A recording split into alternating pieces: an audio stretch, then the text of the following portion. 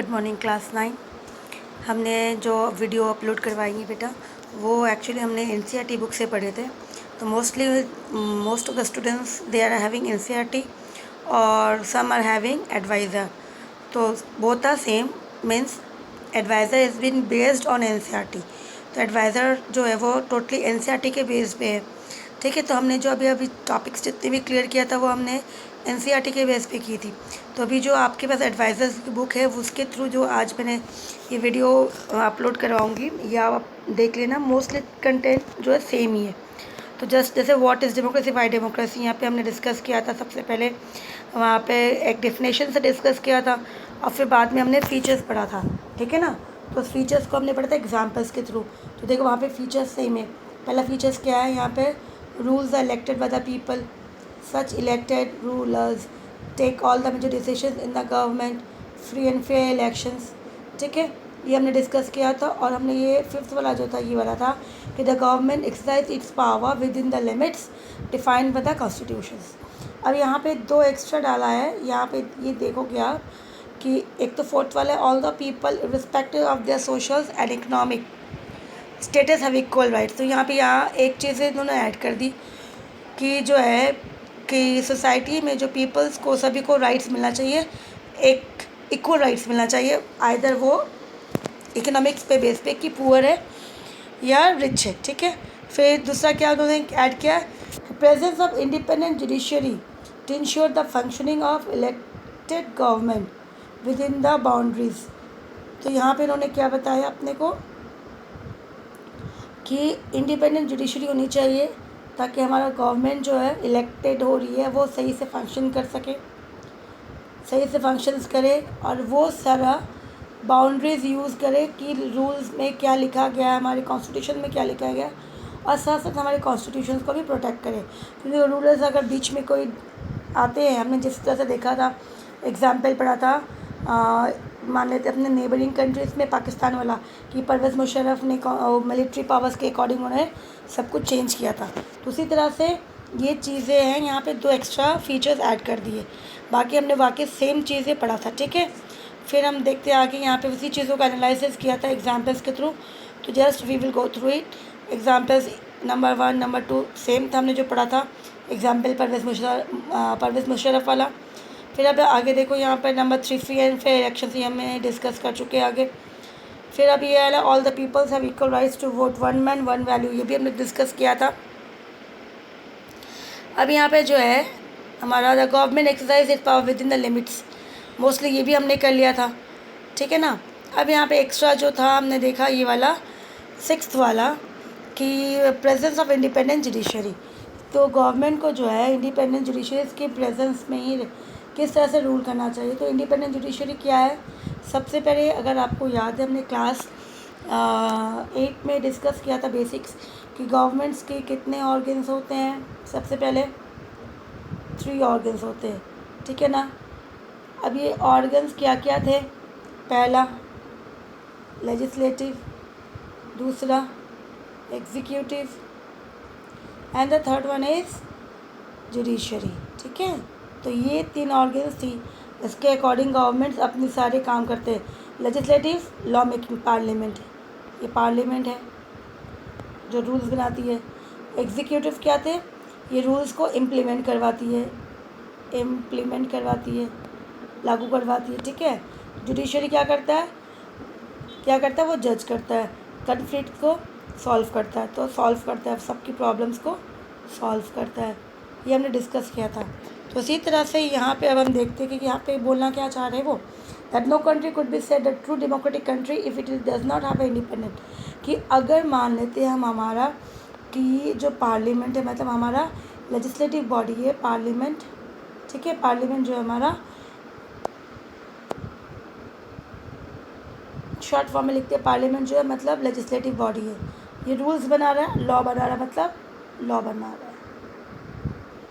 अब यहाँ पे एग्जीक्यूटिव क्या हो रही है, एग्जीक्यूटिव किसको बोल रहे हैं, जो रूल्स मेनली जो हमारे यहाँ पे रूलिंग पार्टी है, रूलिंग पार्टी जो है वो एग्जीक्यूटिव है, जो इसके अंदर काम करे, किसके अंदर, पार्लियामेंट के अंदर काम करे। तो ये उनका पार्ट हो गया, और एग्जीक्यूटिव रूलिंग पार्टी है जो पावर को रूल कर रहे हैं। अब यहाँ पे इन दोनों के बीच में मान लेते हैं कि झगड़ा हो जाए, कुछ भी हो जाए, एग्जीक्यूटिव जो है ये आंसरेबल है। इनको हमेशा मतलब अगर ये सही से काम नहीं करेंगे, इनसे जवाब कौन पूछेगा? पार्लियामेंट जवाब पूछेगा हर वक्त, तो इनको सही से काम करना पड़ता है।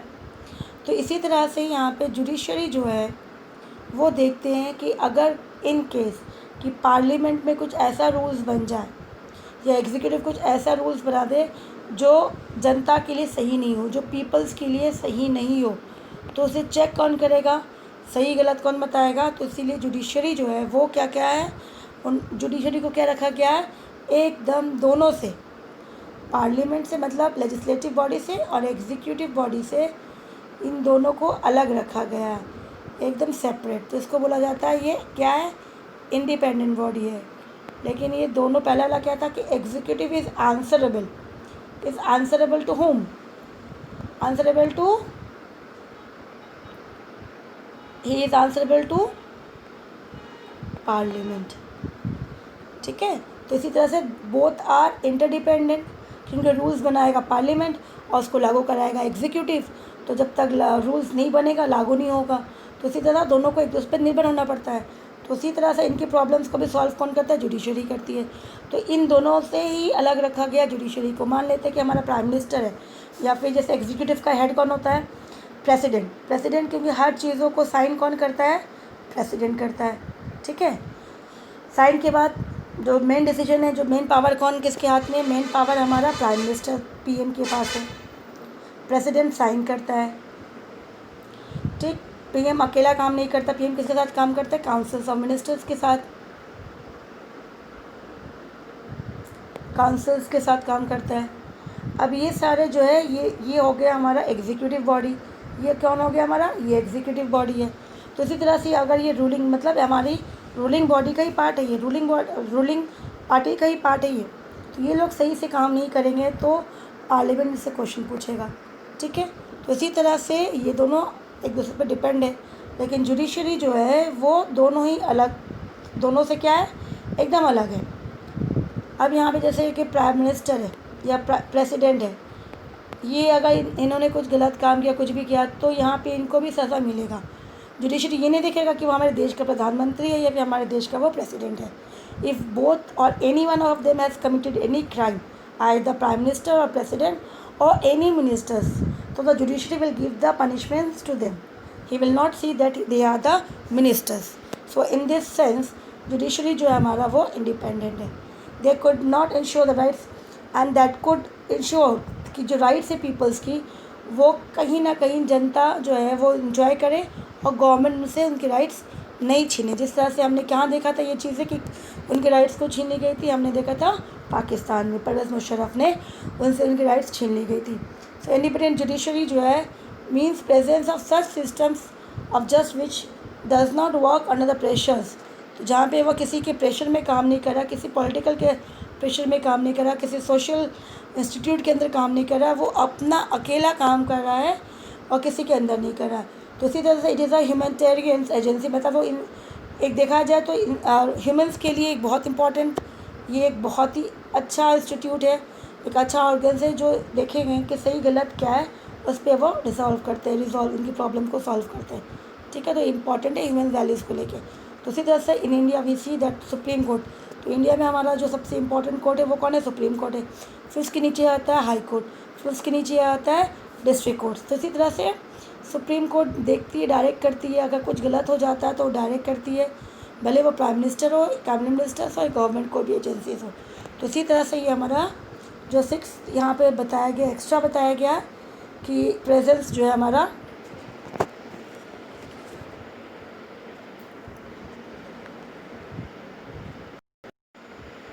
सो इसी तरह से यहाँ पे जो है हमने देखा कि हमारे लिए कितना इम्पोर्टेंट है हमारा इंडिपेंडेंट जुडिशरी। तो ये चीज़ें हमने जो है अपनी एनसीईआरटी बुक्स में नहीं पढ़ी थी। लेकिन जिसके पास एनसीईआरटी बुक्स है तो ये आप ये मत सोचना कि आपको जो है यहाँ से एक्स्ट्रा क्वेश्चंस अगर आ गई तो जो भी होगा मैं देख के, मेनली जो आपका जो बोर्ड से पेपर आएगा 9th वाला, वो एनसीईआरटी बुक्स के अकॉर्डिंग ही आएगा। ठीक है, तो इसमें कोई प्रॉब्लम नहीं है, आप अपने बुक से पढ़ लें, जो एक्स्ट्रा होगा मैं आपको बता दूंगी, समझा दूंगी। मैंने दोनों बुक को फॉलो करना है, दोनों बुक को फॉलो करके आपको बताऊंगी। साथ साथ जो क्वेश्चन आंसर्स है एनसीईआरटी बेस पे हम करेंगे, यहाँ पे अगर एक्स्ट्रा होगा तो एक्स्ट्रा भी हम देख लेंगे, लेकिन जो क्वेश्चंस मैं आपको दूंगी, अपलोड कराऊंगी, उसी को आपको नोटबुक में बनानी है। ठीक है, तो हम आगे बढ़ते हैं। हमने फिर इसके बाद हमने पढ़ा था एडवांटेजेस। ठीक है ना। तो यहाँ पे एक और न्यू टॉपिक्स एक बार देख लेते हैं इस बुक्स के अकॉर्डिंग कि what kind of governments, what are the kind of governments और what are the kind of rulers we have in the world. Okay, तो सबसे पहले देखते हैं अनार्ची। ये क्या है, ये क्या इसका मतलब है, हु इज़ ही और what type of government it is. तो a society having different socially और लोकली सेल्फ रूल सेटलमेंट, जहाँ पे मोस्टली लोकल पीपल्स होते हैं, जो लोकल रूलर होते हैं वो सेटल हो जाते हैं विदाउट सेंट्रल गवर्नमेंट। यहाँ पे कोई भी बॉडी सेंट्रल गवर्नमेंट बॉडी नहीं होती जो उसको कवर करती है। तो इसी तरह से ये लोग रूल करने लगते हैं।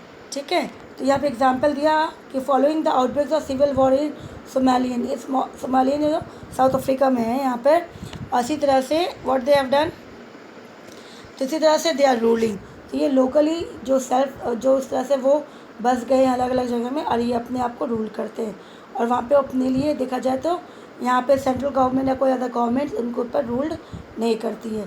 ठीक है, फिर अब नेक्स्ट क्या है यहाँ पे, नेक्स्ट है हमारा aristocracy, the wealthy people, the noble people, जो पैसे वाले हैं वो भी रूल करते अपने अपने सोसाइटी को, अपने अपने एरिया को, गिवन पावर्स उसके पास बहुत सारे होते हैं। इस तरह से ये चीज़ें होती थी एंशिएंट टाइम में, मेनली ग्रीक में एग्जाम्पल दिया गया। फिर देखेंगे ब्यूरोक्रेसी किसे बोलते हैं, ब्यूरोक्रेसी गवर्नमेंट डिपार्टमेंट्स को बोलते हैं। समटाइम्स कुछ गवर्नमेंट डिपार्टमेंट्स होते हैं जो पावरफुल हो जाते हैं और वो शुरू कर देते हैं रूल करना, डिक्टेट करना। तो यहाँ एग्जांपल दिया इंग्लैंड ड्यूरिंग 18th सेंचुरीज़ में। फिर आता democracy, currently India is a democratic country, we know all over the world, mostly every country now becoming democracy. तो इसी तरह से जहाँ पे peoples are having the rights, they choose they are rulers, और उसके अकॉर्डिंग वो रूल करते हैं।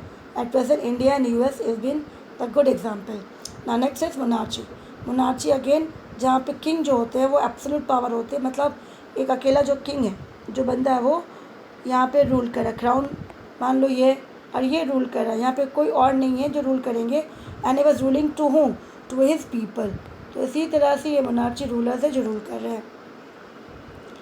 एग्जाम्पल क्या दिया गया यहाँ पे, देखो यहाँ पे बहुत सारे, जैसे करेंटली ले लो सऊदी अरबिया में, मोरक्को में, ओमान, बर्निया, इस तरह से, and about 45 nation in the world. इस तरह के जो करेंटली 45 नेशन इंडिया वर्ल्ड के अंदर जो है वो ये प्रोसेस को चला रहे हैं। फिर आएंगे डिक्टेटरशिप्स हमने अभी देखा था, परवेज़ मुशर्रफ वाला एग्जाम्पल लिया था, जिस तरह से उन्होंने मिलिट्री की पावर की, मतलब वो जो कोई भी पावर, आइदर वो कौन सी पॉलिटिकल पावर हो या मिलिट्री पावर्स के थ्रू उन्होंने प्रेजेंट गवर्नमेंट को रिमूव कर दिया और अपना रूल करना शुरू कर दिया। तो ये हो गया डिक्टेटरशिप। इवन डिक्टेटरशिप में अगर हम जाते हैं तो Hitler is also an example. ठीक है, लेकिन अभी आपने बुक में हिटलर के बारे में पढ़ेंगे हिस्ट्री में। फिर हम आते हैं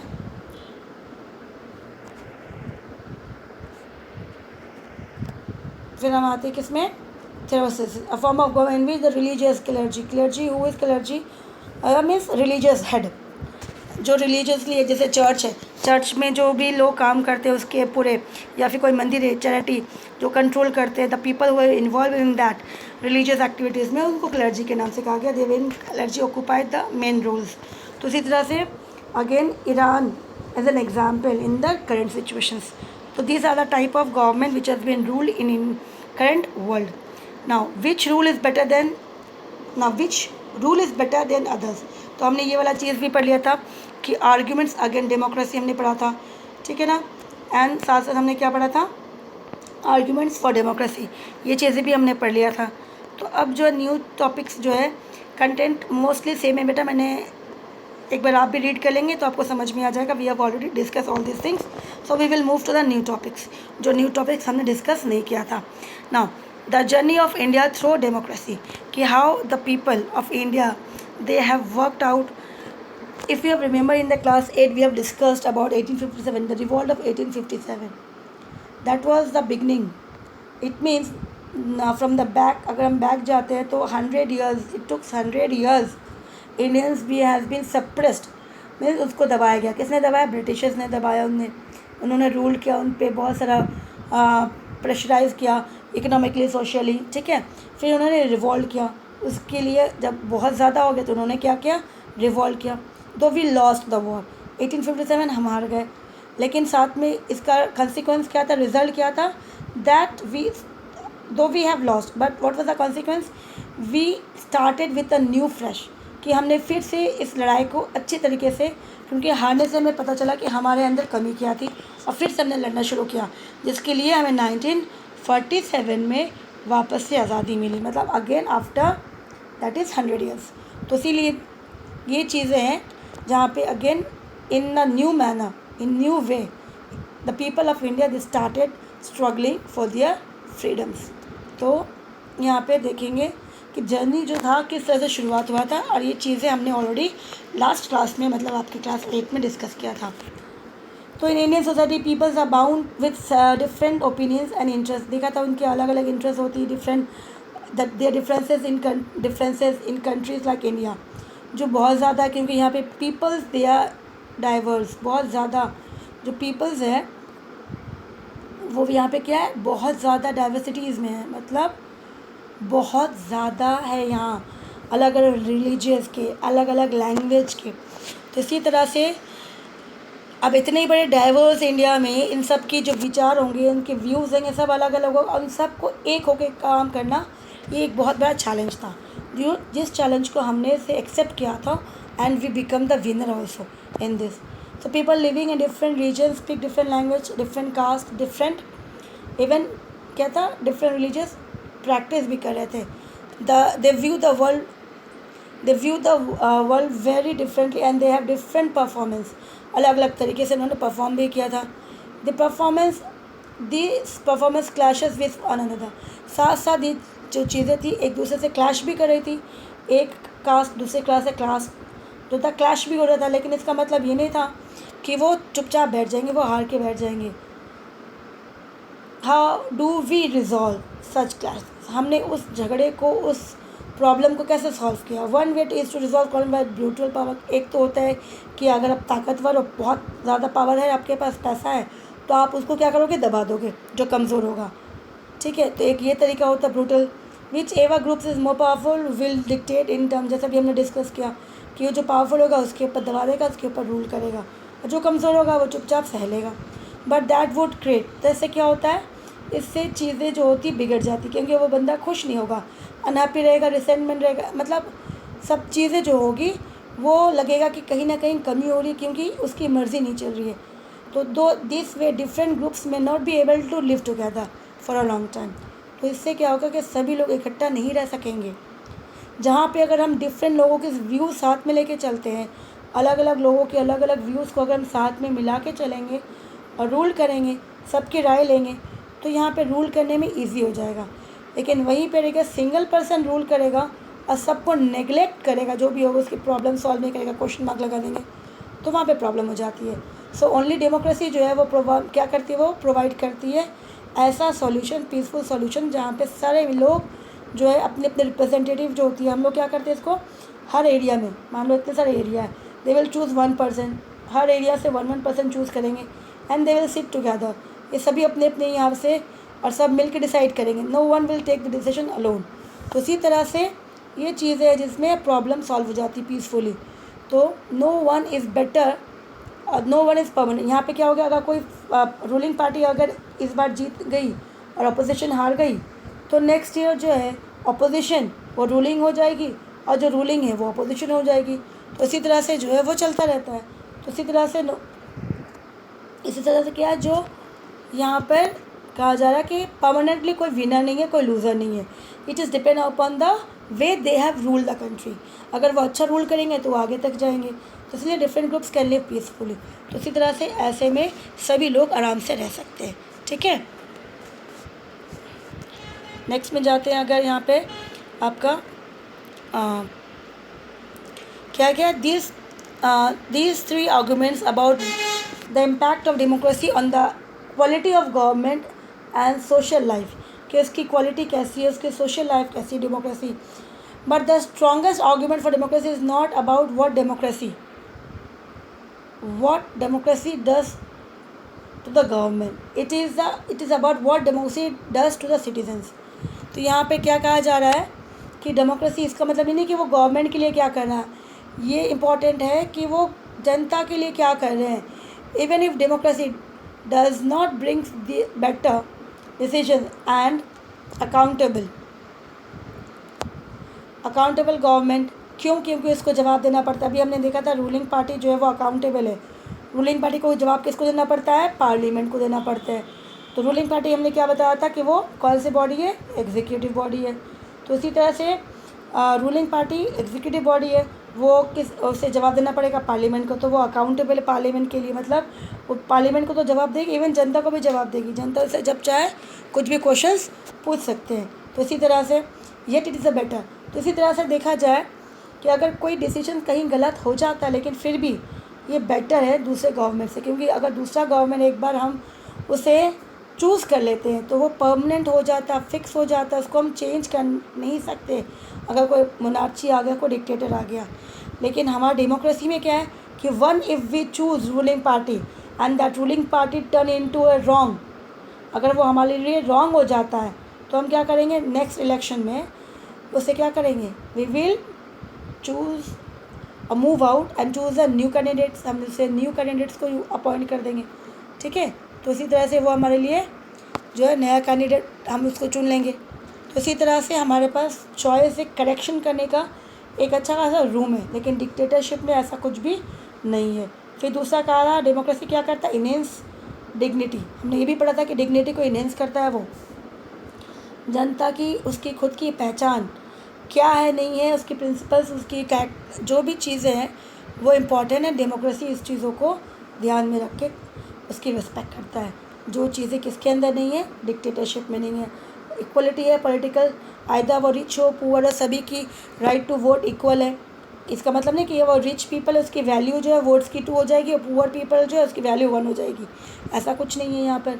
तो इसी तरह से democracy is based on political equality, so recognising the poorest and जो अभी हमने डिस्कस किया। सो दो ये चीज़ें इंपॉर्टेंट है हमारे लिए, जो चीज़ें हमें किस में नहीं मिलती है?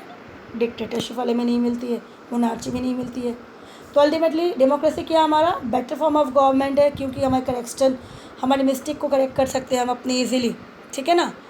सो इसके साथ साथ there is no guarantee that mistake can not be made in democracy. अब भाई we are all human beings, it may be कभी गलती हो गई तो उसको सुधार लेना चाहिए। अगर नहीं सुधारा या फिर रूलिंग पार्टी से कोई भी पार्टी ने इसको गलती को देख के भी नहीं सुधारा तो हमारे पास ऑप्शन है, हम उसे खुद क्या करेंगे? नेक्स्ट इलेक्शन में वोट आउट करके हटा देंगे। So the advantage in a democracy is that such mistake can be concealed, can not B, मतलब अगर वो मिस्टेक बार बार करेगा तो उसको हम नज़रअंदाज नहीं करेंगे, उसे हम लंबे समय तक नहीं लेके जाएंगे, उसे हम रिमूव करेंगे, उस मिस्टेक को सुधारेंगे। सो पब्लिक डिस्कशन होती है डेमोक्रेसी के अंदर, उनकी व्यूज़ लिया जाता है। तो उसी तरह से democracy is the better form of government. Now let us summarise क्या है। Democracy can not get us everything and it's not the solutions to all problem. However, it is a obvious better than any other alternative than we have right now. It's a lot better. तो यहाँ पे देखा जा रहा कि democracy ये नहीं कि सब कुछ चीज़ें वो हमें दे देगा, सब कुछ अच्छा अच्छा दे देगा, क्योंकि यहाँ पर कुछ चीज़ें हैं जो हम अभी तक नहीं सुधार सकते। जैसे हमारे यहाँ पर है, मान लेते पॉवर्टी है, बहुत बड़ी प्रॉब्लम ये है कि नहीं। फिर दूसरा मान ले करप्शन। अब इसका मतलब ये है कि ये चीज़ें हैं तो उसको टाइम लगेगा सॉल्व करने में, इसमें समय लगेगा। लेकिन वहीं पर ही अगर हम बोलेंगे कि हमारी डेमोक्रेसी करप्शन को नहीं हटाती, पॉवर्टी को नहीं हटाती है, तो हम डेमोक्रेसी अपनाएंगे नहीं, we will move to dictatorships. तो वो रॉन्ग हो जाएगा, क्योंकि डिक्टेटरशिप में हमें क्या नहीं मिलती? हमारे इक्वलिटी नहीं है, हमारी राइट्स नहीं है, हमारी डिग्निटी नहीं है। तो ये चीज़ें नहीं हैं जहाँ पर हम उसको क्यों लें, ठीक है। तो इसी तरह से कुछ हमारे कमी है, उस कमी को धीरे धीरे सॉल्व किया जाएगा। सो ओवरऑल क्या है कि democracy is better than any other form of governments. Now move to the next. Now democracy in broad sense. In this chapter you we have brief introductions किया यहाँ पे कि but democracy is a wide concept, better to say. इसका एक बहुत बड़ा concept, wide concept, मतलब हम इसको इम्प्रूव करते जाएंगे। It is a platform where we have the chances to develop. तो यहाँ पे हम डेवलप करते जाएंगे, आगे बढ़ते जाएंगे, मोटिवेट करते जाएंगे, काम करते जाएंगे, ठीक है। तो ये चीज़ें हमें यहाँ पे मिलती है। The most ideal and finest form of government is democracy. As society become more civilised, more educated, अगर जो सोसाइटी एजुकेटेड है, सिविलाइज्ड है, तो वो और अच्छा डेमोक्रेसी करेगी, क्योंकि democracy is a platform. Okay, अब उस प्लेटफॉर्म में परफॉर्मेंस कैसे करना है वो कौन करेगा? अगर सिटीजन्स एजुकेटेड है, अगर सिटीजन सिविलाइज्ड है. तो ये किस में मिलता है? एजुकेटेड एंड सिविलाइज्ड, और डेमोक्रेसी में ही मिलेगा, नॉन डेमोक्रेसी में नहीं मिलेगा. तो इसीलिए overall democracy is a better form of government. So in this how we have completed this chapter, and we will start, first of all we will move to the question answers content. So we will, in the next step we will move to the question answers. Till then, go through the chapters, read out the chapters by your own, and try to understand the concept. Okay, till then, take care.